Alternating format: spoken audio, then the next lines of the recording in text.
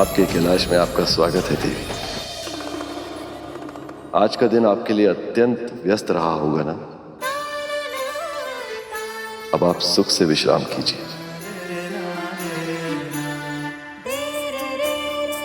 तुम सब भी थक गए होगे, जाओ विश्राम करो।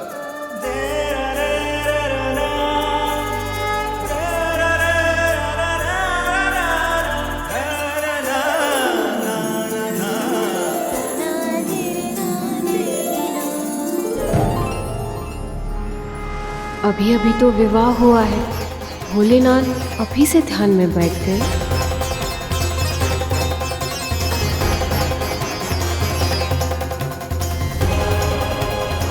ये स्थान घर जैसा प्रतीत नहीं हो रहा। हर ओर से खंडर के समान है ये निवास स्थान।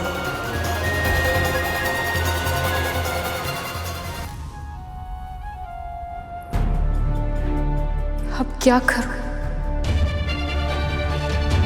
कुछ समझ नहीं आ रहा।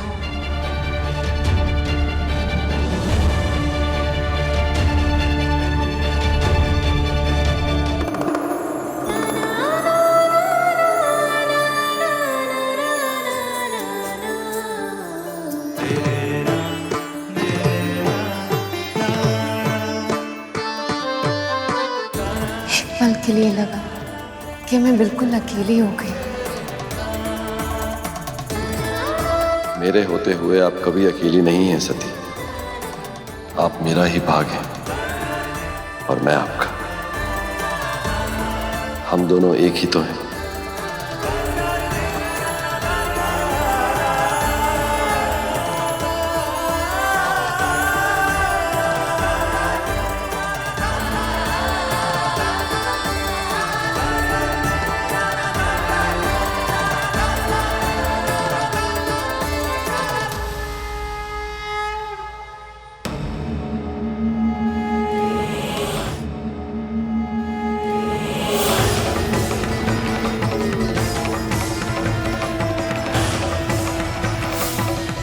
तुमने मेरी सबसे प्यारी पुत्री को मुझसे छीना है। मैं तुझे कलंकित कर दूंगा जटाधारी।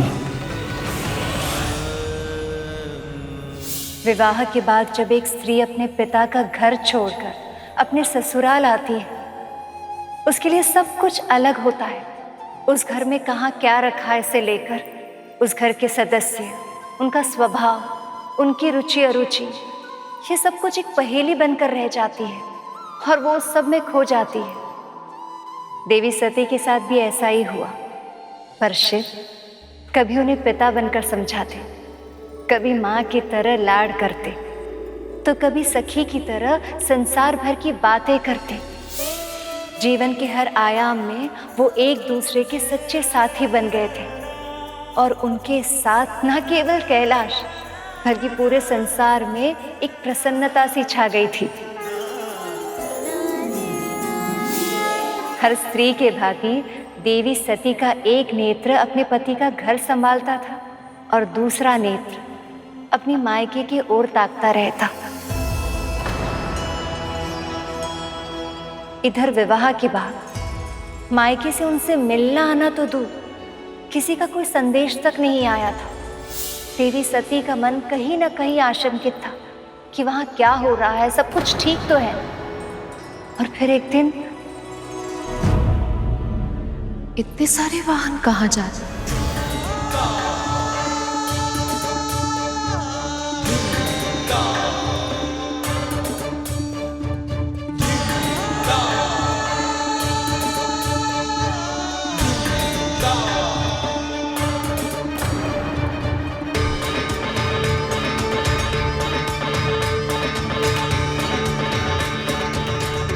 ये सब हमारी ओर क्यों नहीं देख रहे?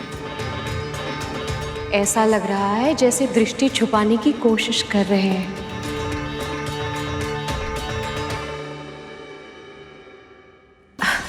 नहीं नहीं, ये तो भ्रम होगा मेरा।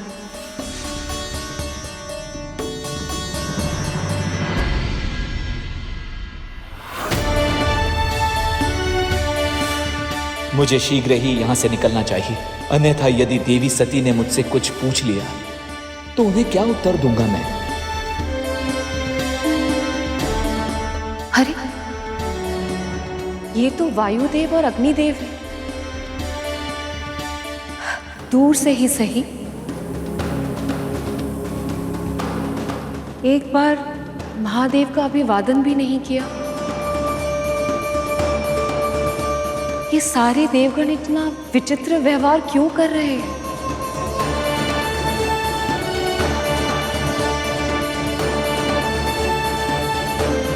ये मार्ग तो मेरी मायके की ओर जाता है। क्या ये सब वहीं जा रहे हैं? पर क्यों?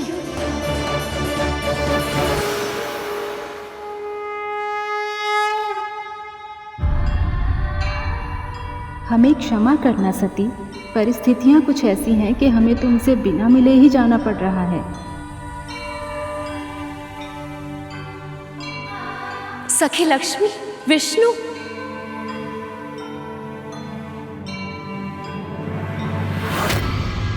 नारायण नारायण।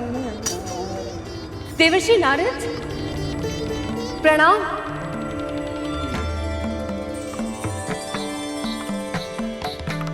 नारायण नारायण। प्रणाम देवी। आप सब इतनी शीघ्रता से कहाँ जा रहे हैं? प्रजापति दक्ष के यज्ञ में देवी।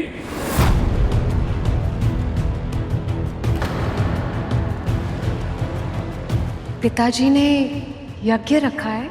तो क्या आपको और महादेव को उन्होंने आमंत्रित नहीं किया है? नारायण नारायण। अपनी पुत्री और दामाद को ही भूल गए पिताजी। नारद जी, अपनी पुत्री को बुलाने के लिए पिता को आमंत्रण देने की क्या आवश्यकता है भला देवर्षि? बल्कि वो तो ये सोच रहे होंगे कि मैं अब तक वहां पहुंची क्यों नहीं। कितने सारे कार्य होंगे, माँ सब कुछ अकेले संभाल रही होगी। आप जानते हैं, पिताजी तो कोई भी आयोजन में इतने मग्न हो जाते हैं कि वो भोजन करना भी भूल जाते हैं। अरे लीजिए, ऐसे तो बातों में हमारा सारा समय निकल जाएगा। मुझे शीघ्र ही वहां पहुंचने की तैयारी करनी होगी। प्रणाम देवी। पर नारद जी, आपको भी तो आयोजन में जाने में विलंब हो रहा होगा। अब वहीं भेंट होगी हमारी। प्रणाम। प्रणाम देवी।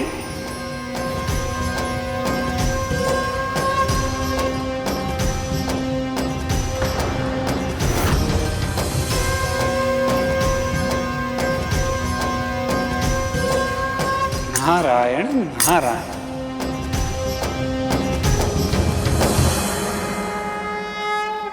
ये हो गई तैयार पिताजी के लिए दुशाला। ये उपहार उन्हें बहुत अच्छा लगेगा और उतनी ही अच्छी लगेगी माँ को ये साड़ी। लगे भी क्यों ना, अपनी पुत्री के हाथों से दी गई कोई भी वस्तु माता पिता को अच्छी लगनी ही है। नंदी, ये उपहार रखवा दो। जब तक पूरा आयोजन समाप्त नहीं होता मैं वहीं रहूंगी, और इसीलिए अब तुम्हें यहाँ का ध्यान रखना होगा। आपकी आज्ञा का पालन होगा माँ।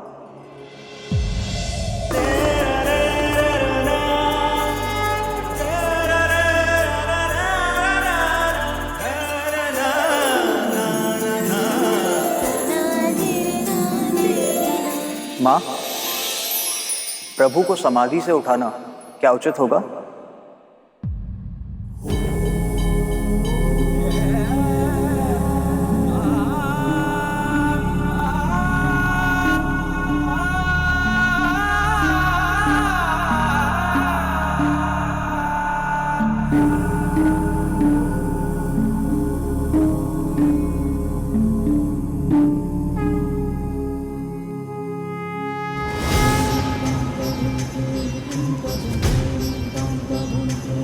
आप कहीं जा रही हैं देवी? वो देखिए प्रभु,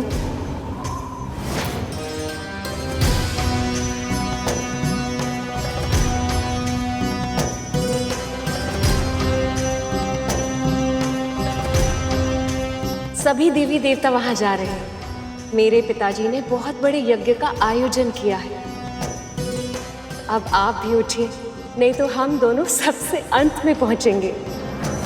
नियंत्रण आने की प्रतीक्षा तो देव आदि देव महादेव भी आमंत्रण निमंत्रण की औपचारिकता में फंसते होंगे, इसकी कल्पना नहीं की थी मैंने। वो मेरा ही घर है स्वामी, आप मेरे पति हैं, उस घर के दामाद हैं। हमें निमंत्रण की क्या आवश्यकता है भला? नियमों का महत्व यदि हम नहीं समझेंगे तो और कौन समझेगा देव? नियम अनुसार बिना बुलाए कहीं जाना नहीं चाहिए। बुलाने की प्रतीक्षा करनी पड़े तो इसमें अपमान कैसा प्रभु? जानते हैं, बाल्य अवस्था में जब मैं अचानक से कोई कार्य कर देती थी तो पिताजी बहुत प्रसन्न होते थे। ठीक वैसे ही आज भी हम दोनों को वहां अचानक देखकर पिताजी के मुख पर फिर से प्रसन्नता छा जाएगी। पहले आप उनकी पुत्री हुआ करती थी, आज आप मेरी पत्नी हैं। पर दोनों मैं ही तो हूं। हमारा विवाह हो गया, केवल इसलिए दो भागों में बढ़ जाना ही स्त्री की नियति है।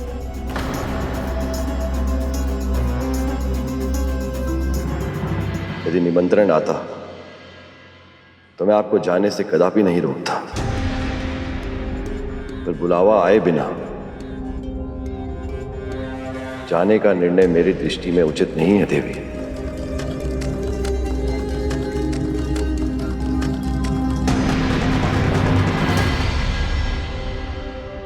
आइए प्रभु, पधारिए।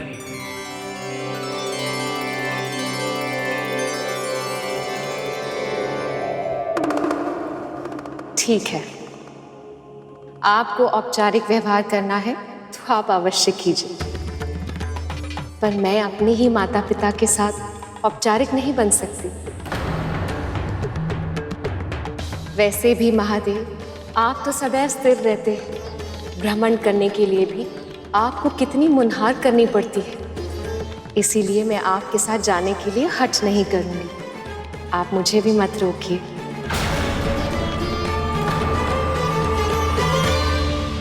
आइए प्रभु, आइए।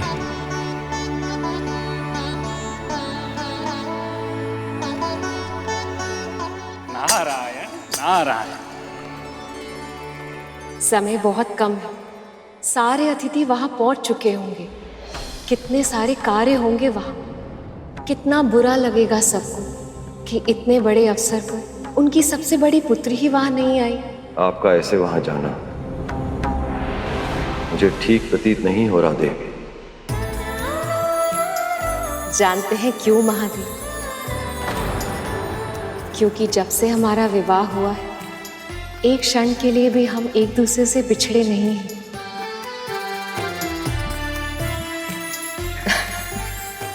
पर मैं सदा के लिए थोड़ी ना जा रही हूं मेरे भोले बाबा। यज्ञ समाप्त होते ही वापस लौट आऊंगी। आप समझ नहीं रही हैं देवी, निमंत्रण के बिना कहीं जाना अनिष्ट होता है।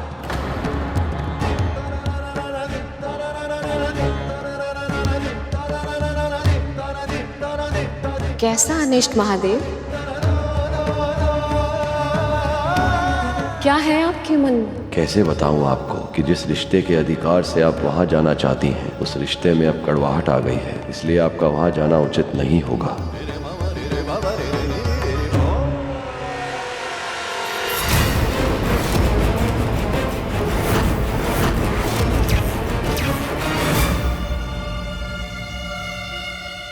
भावनाओं को शब्दों में बांधना कठिन होता है।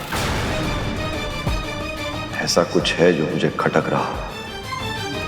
आप व्यर्थ ही चिंतित हो रहे हैं। मैं अपने पिता के महल जा रही हूँ, किसी दुष्ट राक्षस से युद्ध करने उसकी गुफा में नहीं। वो मेरा घर है स्वामी, वहां मेरा अनिष्ट कैसे हो सकता है भला? बस मेरे लौटने की प्रतीक्षा कीजिए। और उससे भी उत्तम है, आपको निमंत्रण की आवश्यकता है, इसीलिए मैं आपको अभी से निमंत्रण दे रही हूँ। यज्ञ समाप्त होते ही आप मुझे लेने आ जाइए। आएंगे ना? कितना समय हो गया है, अपने पिताजी, माँ को, बहनों को नहीं देखा मैं। पिताजी से तो विदाई में भी नहीं मिल पाई थी। जाने दीजिए ना महादेव, मेरे लिए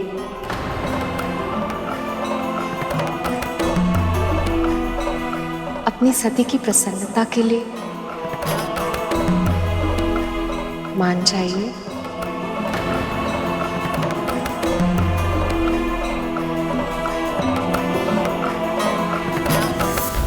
नंदी को अपने साथ लेते जाइए।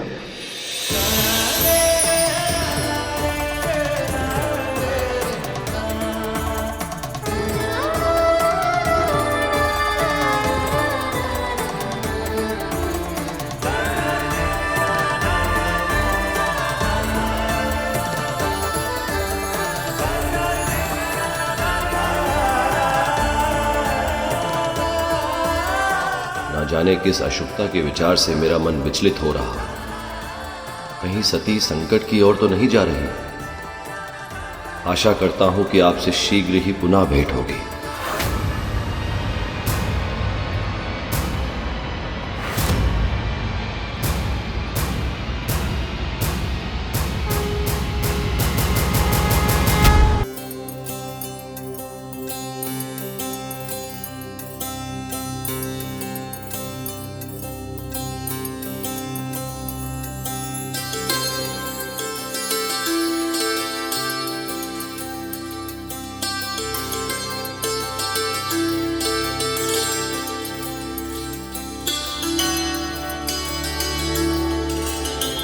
हमारी सभी पुत्रियां और दामाद पधारे हैं।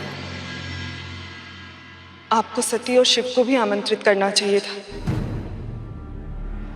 संसार तो अपने दामाद का सत्कार भगवान के समान करता है, और एक आप हैं कि अपरिचितों की चर्चा करके आप मेरा और अपना समय व्यर्थ न करें नारायण। किस सती की बात कर रही हैं आप? इस नाम की तो हमारी कोई पुत्री नहीं है।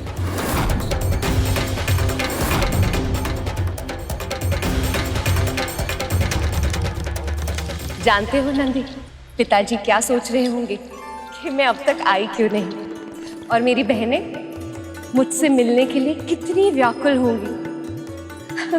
देखते ही हृदय से लगा लेंगी वो।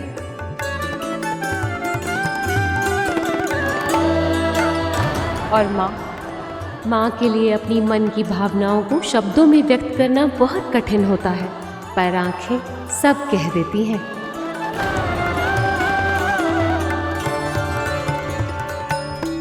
माँ ने मेरी स्मृति में जितने अश्रु बहाए होंगे वो सब फिर से घिर आएंगे। जानते हो नंदी, माँ का हृदय भी कितना विचित्र होता है ना, सुख में भी रोता है और दुख में भी।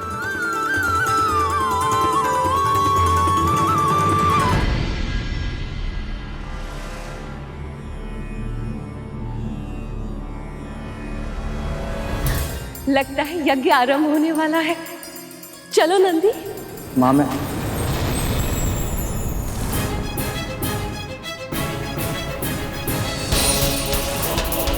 तुम भी महादेव की तरह हिचक रहे हो? ठीक है, कोई बात नहीं, तुम यहीं प्रतीक्षा करो, मैं सबसे भेंट कर लूं, फिर वो स्वयं तुम्हें भीतर बुलाएंगे।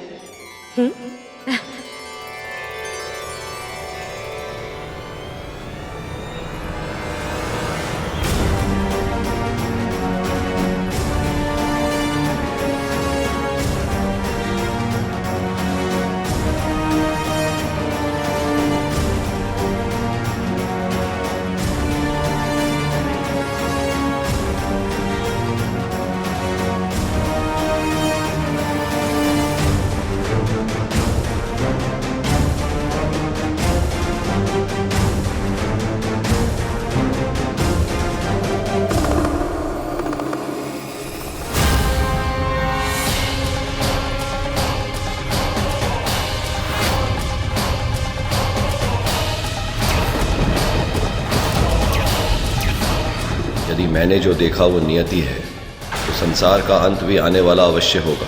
मैं सती को चाहकर भी रोक नहीं पाया। यदि किसी ने इस अनहोनी को नहीं रोका, तो मेरे क्रोध से आने वाला विनाश को भी कोई नहीं रोक पाएगा।